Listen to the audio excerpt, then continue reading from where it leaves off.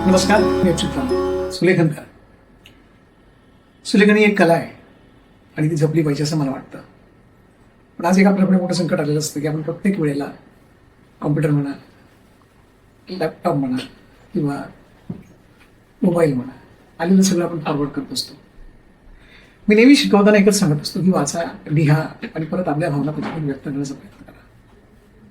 पण काय झालंय, आज टेक्नॉलॉजी आल्यामुळे आपल्याला असं वाटतं की आपल्याला सगळं पाहिजे ते एका मिनिटात मिळालं पाहिजे.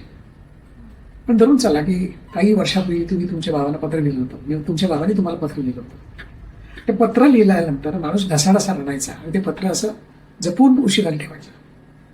मला आठवतं, माझ्या बाबाने मला एक छान पत्र लिहून दिलं होतं आणि त्या पत्रातनं मला असं वाटायला लागलं की हे पत्र बघितल्यानंतर मला लिहिलं पाहिजे असं.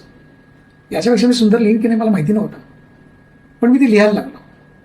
आणि आज अशी परिस्थिती आहे की प्रत्येक माणूस भाषा विसरत चाललाय, लिपी विसरत चाललाय.